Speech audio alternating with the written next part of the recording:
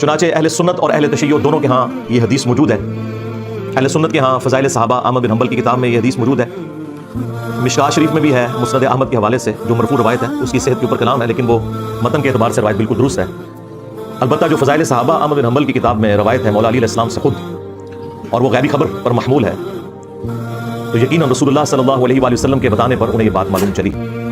اور سیم روایت نہج البلاغہ اہل تشیع کے ہاں جو مولا علی علیہ السلام کے خطبات ہیں ان میں بھی موجود ہے کہ سیدنا علی نے کہا کہ میری وجہ سے یعنی مجھے بنیاد بنا کر 2 فرقے گمراہ ہو جائیں گے اور 2 جہنم میں چلے جائیں گے. یہ دونوں الفاظ موجود ہیں. ظاہر ہے کہ گمراہی کا انجام جہنم ہی ہے. ایک میری محبت میں غلو کر کے اور ایک میری دشمنی میں غلو کر کے.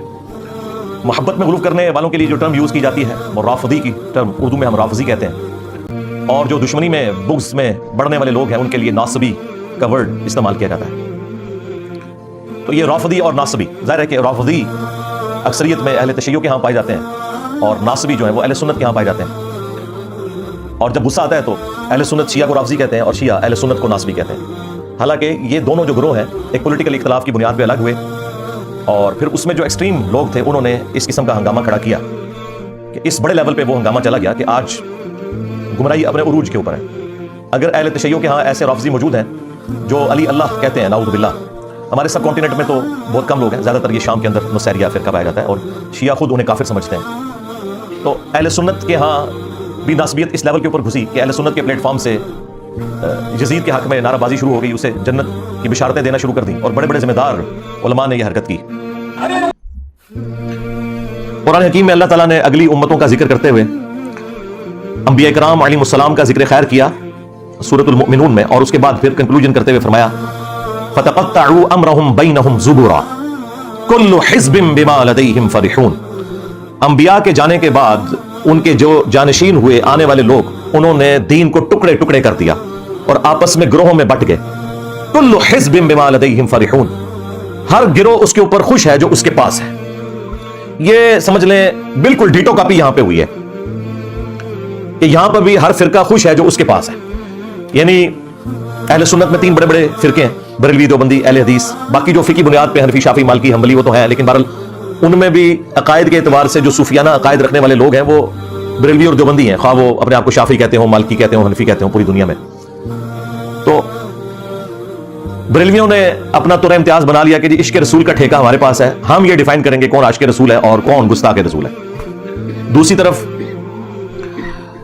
دیوبند نے کہا کہ عظمت صحابہ کا ٹھیکہ ہمارے پاس ہے. ہم بتائیں گے کہ کون عاشق صحابہ ہے اور کون گستاخ صحابہ ہے. اور اہل حدیث نے کہا کہ توحید کا ٹھیکہ ہمارے پاس ہے. ہم لوگوں کے بارے میں یہ ڈیفائن کریں گے کہ کون مشرک ہے اور کون موحد ہے. اور اہل تشیع نے کہا کہ اہل بیت کی محبت کا ٹھیکہ ہمارے پاس ہے. ہم بتائیں گے کہ کون عاشق اہل بیت ہے اور کون گستاخ اہل بیت ہے. کل حزب بما لدیہم فرحون. اور ہر گروہ اس میں خوش ہے جو اس کے پاس ہے اور وہ کسی ایک بات کو اتنا مضبوطی سے پکڑے ہوئے ہے جو اس کا مضبوط پوائنٹ بھی ہے. یہ ماننے والی بات ہے.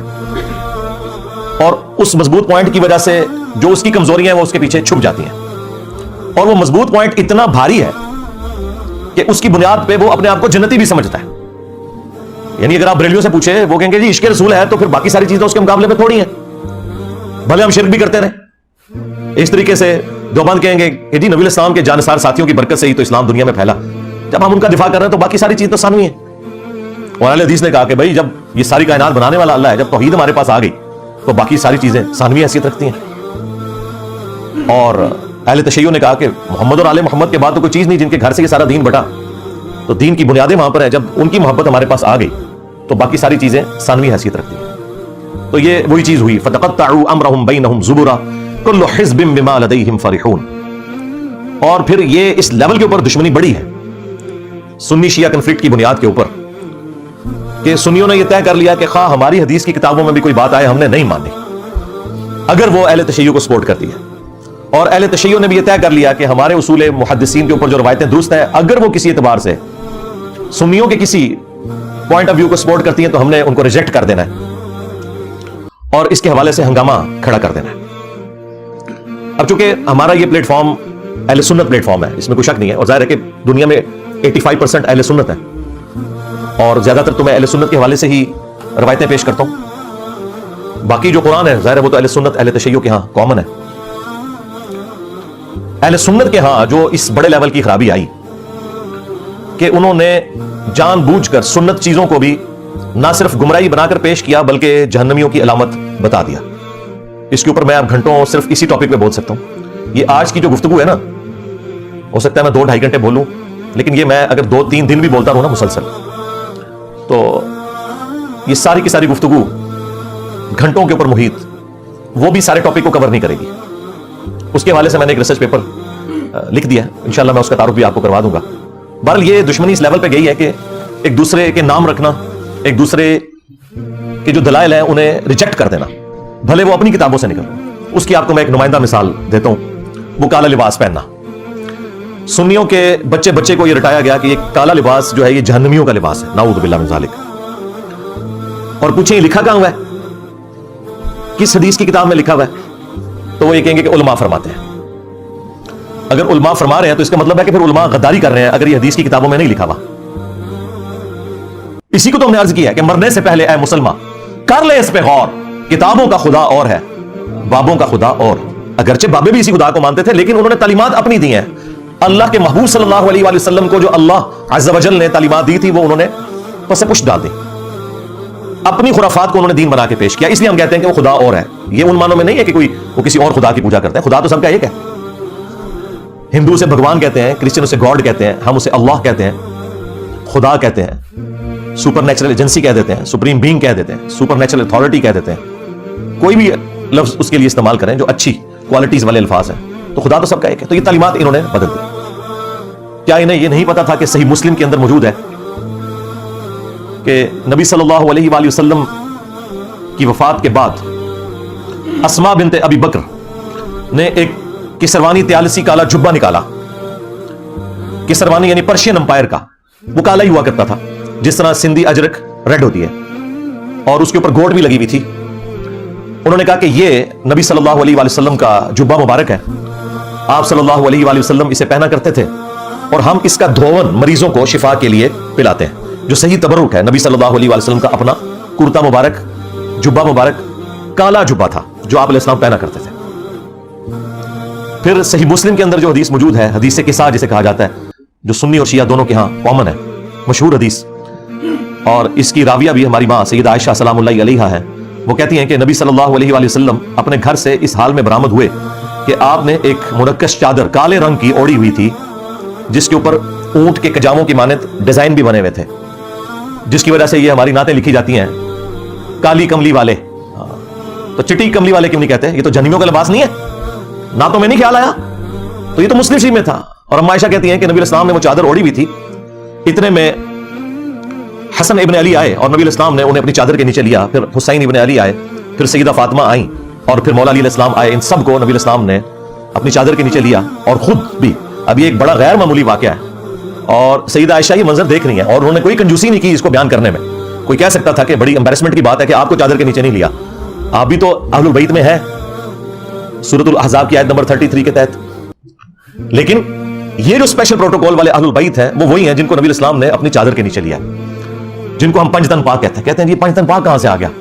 عربی میں تو پے ہوتی نہیں ہے بھائی. اگر حق 4 یار کی چے کی 3 نقطے ہوتے ہیں عربی کے اندر, حالانکہ عربی میں چے ہوتی نہیں ہے, تو پنجتن پاک بھی اگر پے آ گئی تو یہ ظاہر ٹرمز ہیں فارسی زبان میں یا اردو زبان میں, لیکن اپنی اصل میں تو موجود ہے پنجتن پاک بھی اور حق 4 یار بھی. تو وہ نبی علیہ السلام نے چادر کے نیچے لے کر سورۃ الاحزاب کی آیت پڑھی, انما یرید اللہ لیذھب عنکم الرجس اہل البیت ویطہرکم تطہیرا. اے نبی کے گھر والوں, اللہ تو بس یہی چاہتا ہے کہ تم سے ہر طرح کی ناپاکی دور کر دے اور تمہیں خوب صاف ستھرا کر دے. اب یہ کالی مبارک چادر نبی صلی اللہ علیہ وآلہ وسلم نے اوڑی ہوئی تھی, جبہ بھی ہو گیا یعنی کرتا بھی, چادر بھی ہو گئی, پیچھے پگڑی بچی. تو سرکار وہ بھی صحیح مسلم کے اندر موجود ہے کہ نبی صلی اللہ علیہ وآلہ وسلم جب جمعے کے خطبے کے لیے ممبر کے اوپر آتے تو آپ نے کالے رنگ کی پگڑی پہنی ہوتی تھی. اسی طریقے سے صحیح مسلم میں ایک اور حدیث ہے کہ اللہ کے محبوب صلی اللہ علیہ وآلہ وسلم جب فتح مکہ کے موقع پر داخل ہوئے مکہ شریف میں تو آپ نے کالے رنگ کی پگڑی پہنی ہوئی تھی. یعنی آپ علیہ السلام کا کرتا جبہ بھی کالا, آپ کی چادر بھی کالی, آپ کی پگڑی بھی کالی, اور غلاف کعبہ کالا. اور پھر وہ مشہور حدیث جو اکثر آپ کو سننے کو ملتی ہے, جس کے نام کے اوپر پوری دنیا میں ہنگامہ مسلمانوں نے, جہادی تنظیموں نے کھڑا کیا ہوا ہے, مسند احمد میں ہے, المستدرک للحاکم کے اندر موجود ہے کہ جب خراسان سے کالے جھنڈے آتے ہوئے دیکھو تو ان کا استقبال کرنا, ان میں اللہ کا خلیفہ مہدی ہوگا علیہ السلام, تو وہاں پہ بھی کالے جھنڈے کا ذکر ہے. تو نبی علیہ السلام کا جھنڈا بھی کالا, آپ کا کرتا مبارک بھی, جبہ بھی کالا, آپ کی چادر بھی کالی, آپ کی پگڑی بھی کالی. اب مجھے بتائیں کون سی چیز پیچھے رہ گئی ہے؟ لیکن دشمنی اس لیول کے اوپر کہ کہا کہ جہنمیوں والا لباس ہے. اب مجھے بتائیں کیا ایسا شخص اپنے ایمان کے بارے میں دقت نظر سے دیکھے گا کہ جو نبی صلی اللہ علیہ وآلہ وسلم کے سنت لباس کو صرف ایک فرقے کی آڑ میں جہنمیوں والا لباس کہتے ہیں؟ یہ میں نے آپ کو ایک نمونہ پیش کیا ہے. میں اگر صرف یہ نمونے نکال کے آپ کو دکھاؤں تو آپ کو دشمنی کا لیول نظر آئے گا کہ علماء نے کس بڑے لیول کے اوپر دھوکہ کیا ہے. اور یہ آج کے علماء نے نہیں, صدیوں سے یہ دھوکہ امت کو دیا گیا. اسی لیے پھر میں نے اتنے پیشن کے ساتھ یہ بات عرض کی تھی کہ دیکھیں ان کے بزرگوں نے جو گمراہیاں پھیلائی تھیں اتنے بڑے لیول کے اوپر, تو اللہ تبارک و تعالیٰ نے پھر ان کے بزرگوں اور ان کے کٹر فالوورز کے اوپر کتنی بڑی بلا چھوڑ دی ہے کہ جو کہتا ہے کہ میرے نبی سا ہے ہی کوئی نہیں, تیرے بابے تھے شے ہی کوئی نہیں. صلو علی محمد و آل محمد, اللہم صلی علی محمد و علی